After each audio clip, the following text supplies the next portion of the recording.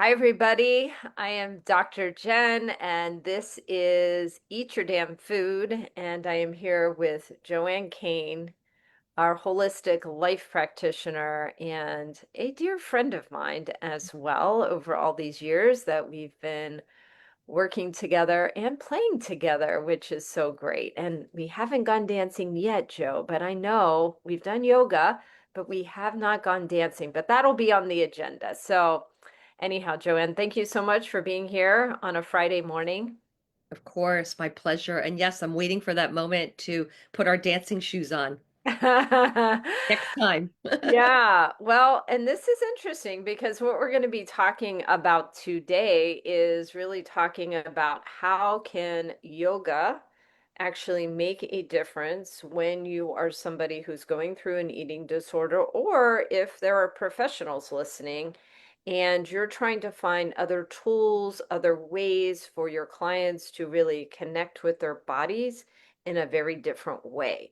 Because what I certainly know, and my clients have taught me over all these years, is there can be such a disconnect with body, with emotions, with spirit, if you think in those ways. And so it's almost like you become this, like, almost like this little head walking around, right?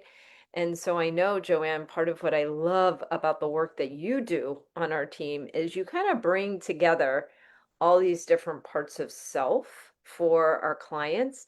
And I think where I'd like to start, though, in terms of a question, is that many times people think yoga, oh, asanas, the poses, the postures, yoga class. And look, I think there's a lot of value in classes and a class that's a good match for you with a good teacher that works for you and is sort of meeting you where you are. But like yoga is so much more than that. And I'd love for you to share a little bit the different branches and that really interesting word that I think I might have you say that word about the awareness.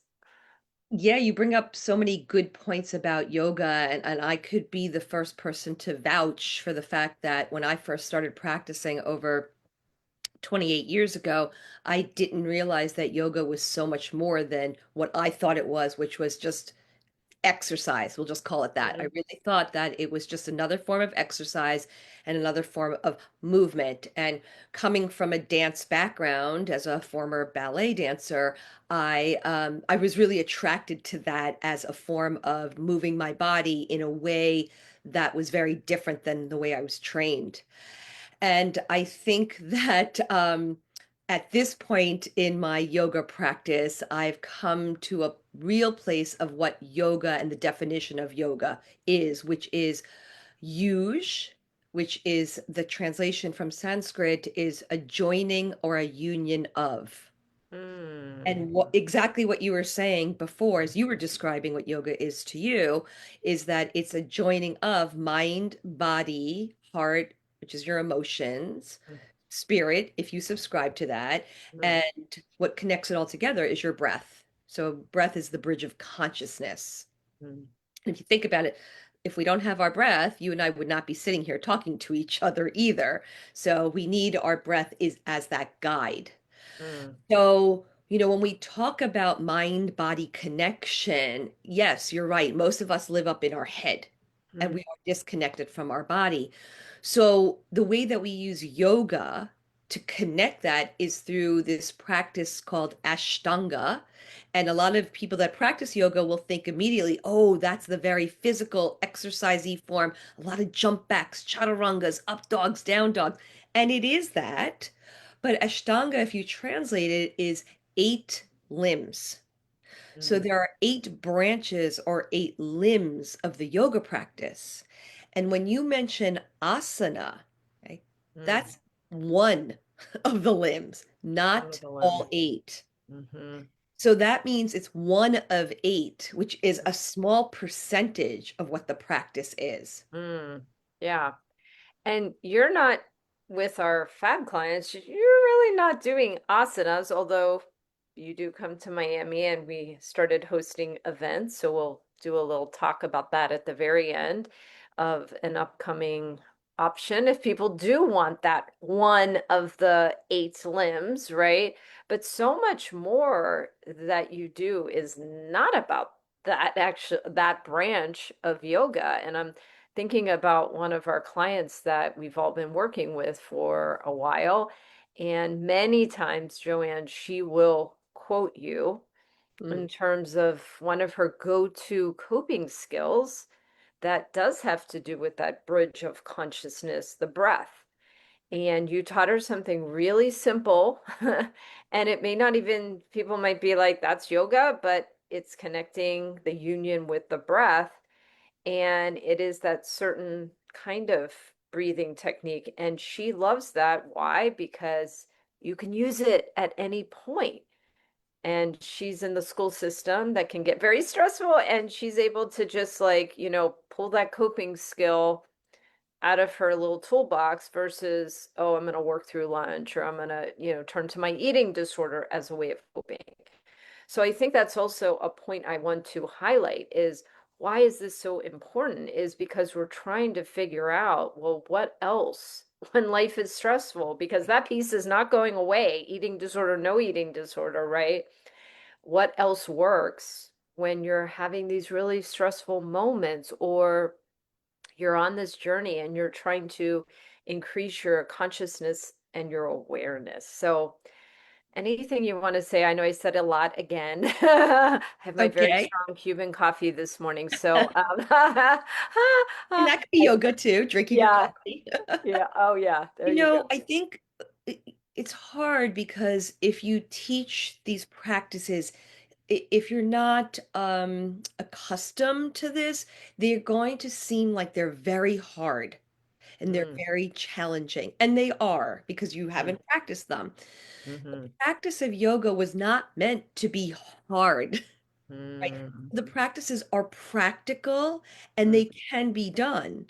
mm, It's just our willingness to want to try and step into them. mm. So, for example, the first two limbs are basically moral guidelines. They're called yamas and niyamas. I call them the do's and don'ts in your life. Mm, And they're pretty simple. Like one of them is non-stealing.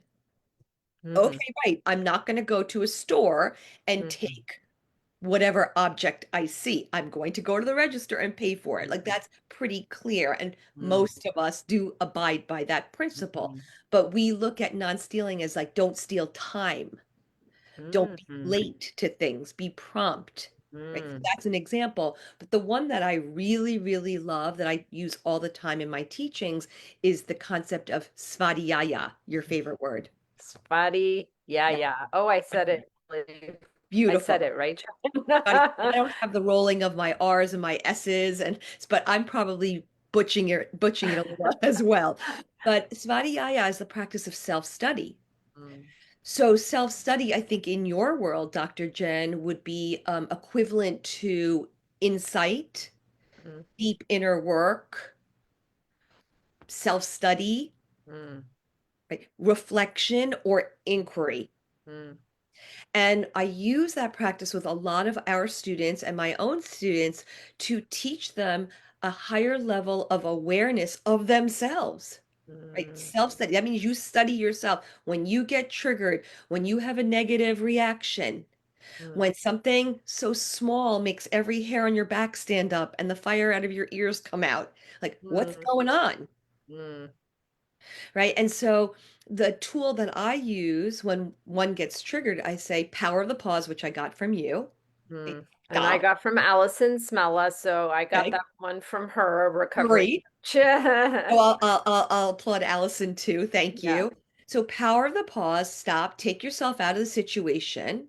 If possible, if you have a pen and a piece of paper handy, or again, your phone, you can always do it on your notes section, right? Whatever's convenient, is just write down what you're feeling. Mm, I am angry.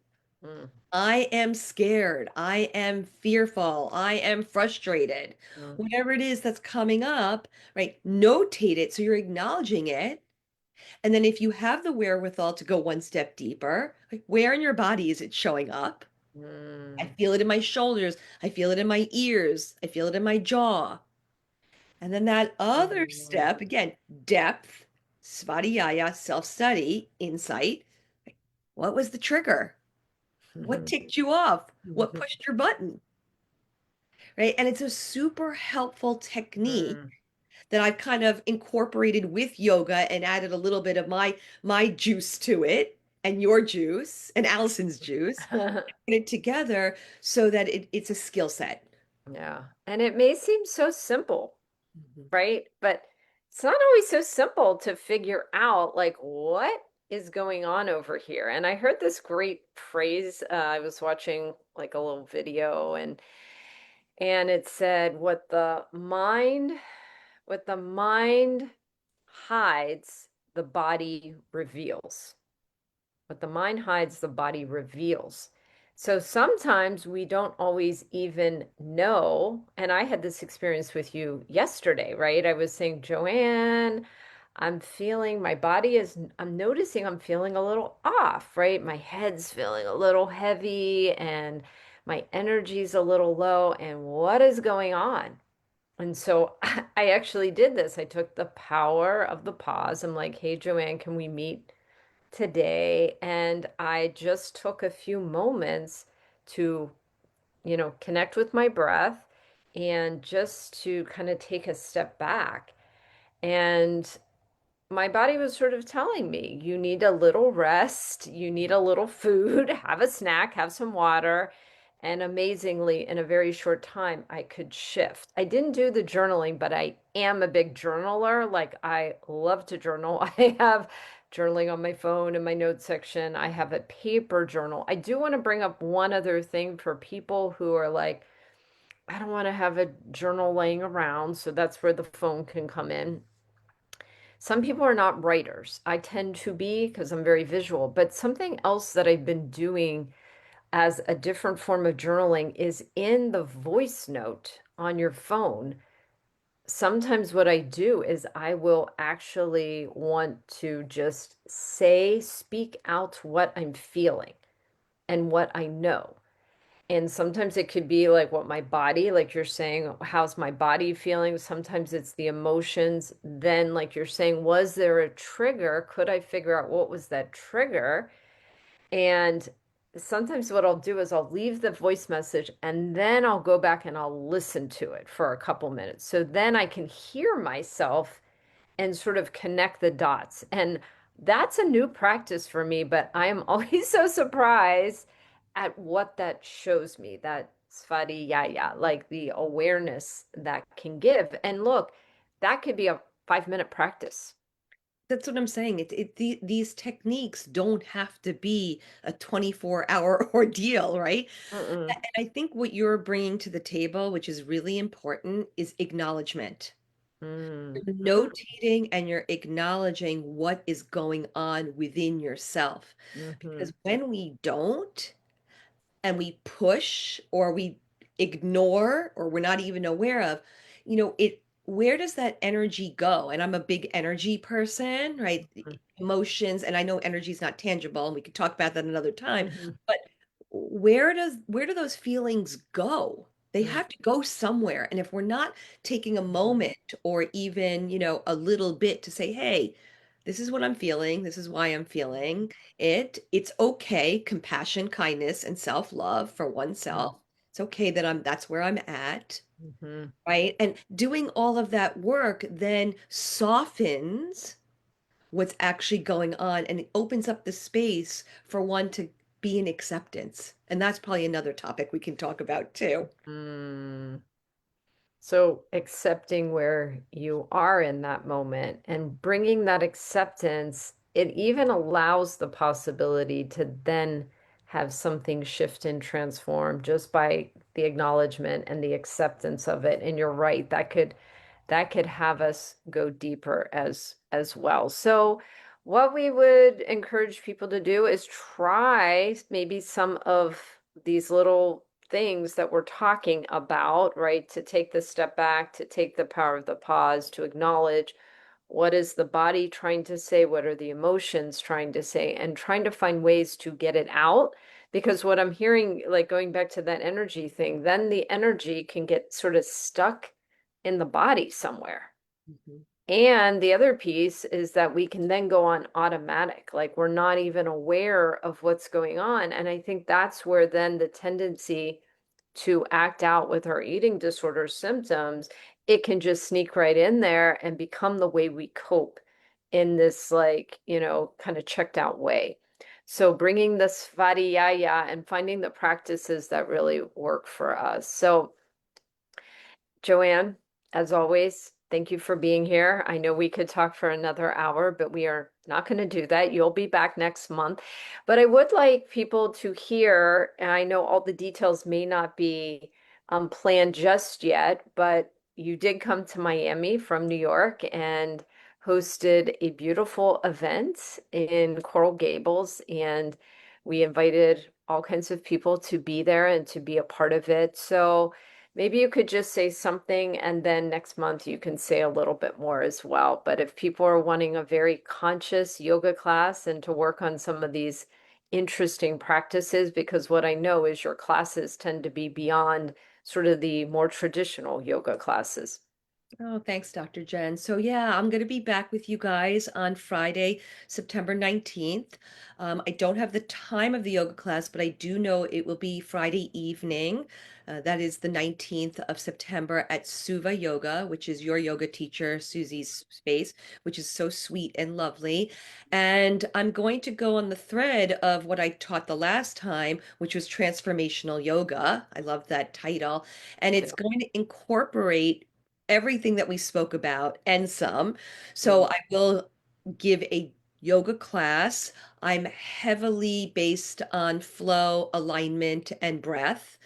So I love looking at a body and just guiding people to not even a better space, but just a deeper space of awareness in their body with my vocabulary and my verbiage. And we will have journaling, inquiry, as we were talking about, just to again stimulate the mind and then have a lovely relaxation experience at the end with my hands mm, and essential oil, which I love because that brings mm, people to again another space mm. of peace. And that's what we're always looking for. Yeah. Well, Joanne, I will definitely be there and we'll be inviting as many people as possible to come. And what a beautiful way to end people's week with like a Friday night class with all of these beautiful healing aspects of the class. And Joanne's hands are like this big, but she has very strong hands. That's what I remember the first time I did a one-on-one yoga class. I was like, she, she's small but mighty, and it was so healing. Like that's what I felt. I was like, wow, like